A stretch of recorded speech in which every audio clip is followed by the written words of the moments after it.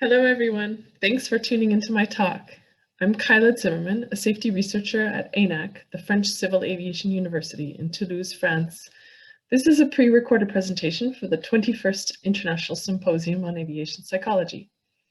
I'm going to present my research on moving beyond national culture to consider local context on aviation safety.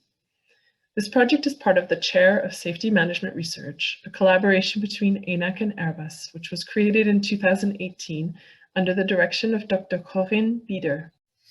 Today, I'll briefly introduce my research topic, as well as present some findings from both the literature review and the preliminary data collection. So my research question, I'm seeking to better understand how the local context influences the way safety is managed internationally, in particular in low and middle income countries where the growth in commercial aviation is rapid, but which have not only different economic constraints, for example, but other contextual differences as well, including very different cultures than places like the USA or France. And I want to make it clear from the start that I do not think personally that the West or any other culture is somehow better at flight safety. So I personally believe that's a disrespectful and ethnocentric attitude. It is not conducive to safety, and we need to approach this challenge like true human factors professionals, very humbly asking if the tool or even the system doesn't work safely for all of the user population, how can we adapt this tool, not require the users to adapt it in real time? So that's my personal point of view. Now I'll get off my soapbox and back to our regularly scheduled program. So not only do different regions of the world have different constraints, cultures, and other contextual factors, but also differences in aviation tradition. In places like the USA and France, where aviation has been around for over a century, there has been much trial and error, countless incremental developments, often learning from accidents, and an evolution in the surrounding and supporting systems. As Amalberti describes in his characterization of the various safety levels of socio-technical systems, they often evolve along the spectrum throughout their life cycle, and there are organizational and contextual characteristics which he has identified as contributing to the ability of the system to become safer.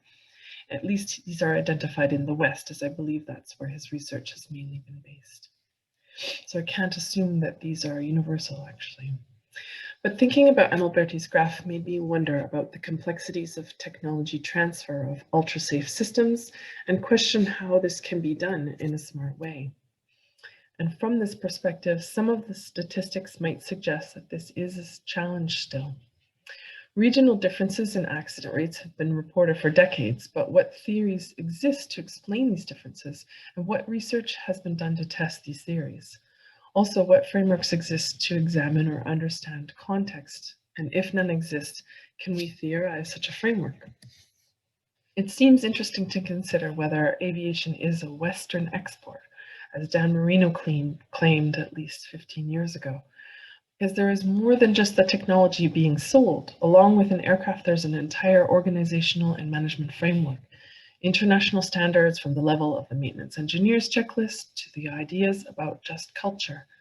What we have here is not only a piece of machinery being exported, but an entire package of rules and processes and best practices. So if this is a form of exporting a social technical system, how will the local context affect the way the local actors manage the safety of these systems? Just to confirm that no one had already answered this question for me, I did take a look at the literature initially to see what research had been done on aviation safety across international contexts. What I found was that the literature is limited in scope and depth. The research focuses mostly on culture, and I found very little research on other contextual factors. What I did find examines culture in isolation as if it were independent of other contextual factors. And when other facets of context are included, they're normally just considered when they're found as confounds within these studies and confounding on the effects of culture, not studied in their own right. Studies of the effects of national culture seem to focus mainly on the level of the pilot or crew, so the sharp end. This seems to be a very superficial approach to the topic, and I found very little on the effects of national culture on safety at the organizational level. These two findings highlight two different needs. The first is the need to look beyond culture at the full contextual landscape as it varies internationally, The second is to look at the influence of context on different levels, including the organization, not only the sharp end.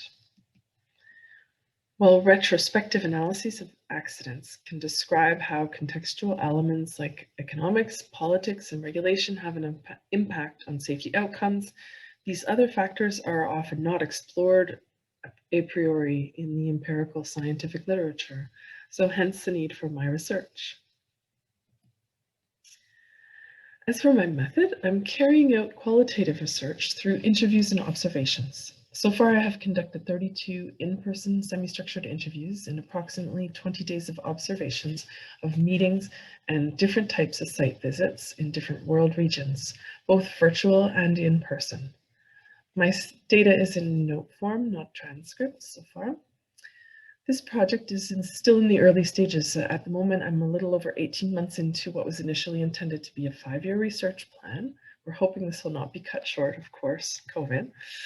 And of course, I was planning to carry out several weeks of field work in 2020 in the different world regions. So clearly the pandemic has complicated things with regard to my project.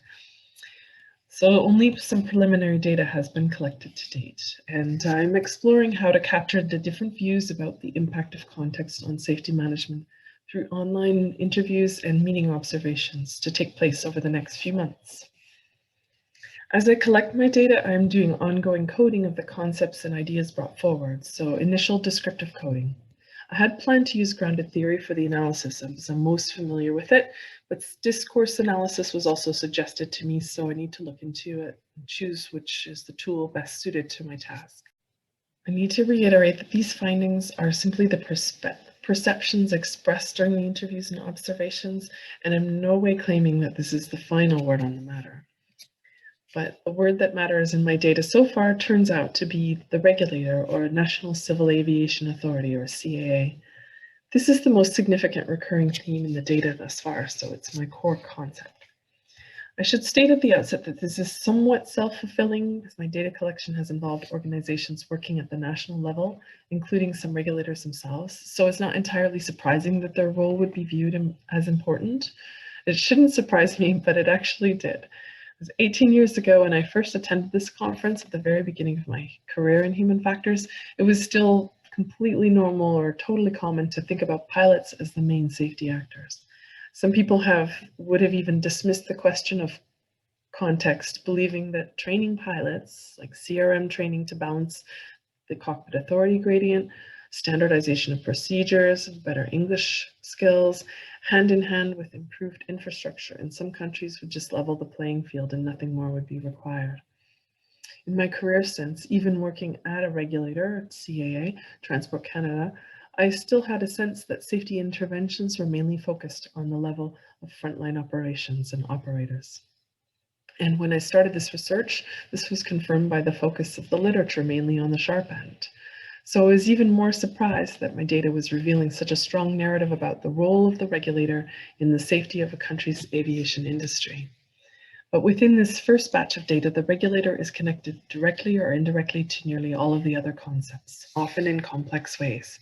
And for the record, culture was almost never mentioned spontaneously in my interviews. It was usually me who asked about it. There are many characteristics of a regulator highlighted as important to safety, such as how powerful or how effective they are perceived to be in enforcing the regulations, the level of independence of the government or the flagship or legacy carrier, if there is one, their overall approach to safety, for example, whether they take a punitive approach, human resources issues such as the qualifications of their staff, turnover, career trajectories, as well as the background of staff, for example, if they're mainly ex-military. And this was also linked to their hiring practices and remuneration. Their progressiveness and openness to new technologies and whether they may be leading or lagging with respect to their knowledge of or acceptance of these new technologies, or whether they're leading or lagging with respect to safety in general compared to the organizations under their jurisdiction. The regulator is perceived as being influenced by culture, politics, societal history, aviation tradition, education levels, GDP, legal systems, and so on. So they are really the product of the local culture. And they are also the purveyor of that context as it transmits and even magnifies the contextual elements down to the level of the operator and the operational level. Usually this was mentioned with respect to airlines, but it also may influence organizations like MROs, training organizations, or ANSPs, Air Navigation Service Providers. It was not that long ago, unfortunately, that aviation human factors practitioners finally recognized that we cannot be effective in working on safety if we consider the behavior of individuals as if they worked alone in a vacuum. So we started to look beyond human error as the cause and contextualize the behavior, looking at the work environment, the organizational factors, including tools and procedures, training, incentives, constraints, and their level of autonomy. We noticed that most of these things were actually outside of their control, instead defined by the organization's leadership. So likewise, in hearing the way the aviation professionals I interviewed describe the behavior of airlines in different regions of the world, a great deal of the operational context is actually outside of their control, defined by the national regulator. So I see a parallel between the key role of a company's management or the C-level buy-in in the organization's SMS or safety culture, and the leadership role of a nation's CAA to its national safety management. So although these are only preliminary results from a small sample of my data, it suggests there are many ways beyond just national culture in which the local context influences a country's civil aviation authority, which in turn becomes a significant part of the operating context for individual companies and organizations within those jurisdictions. Thank you so much for your attention, and I look forward to your questions or comments during the live session.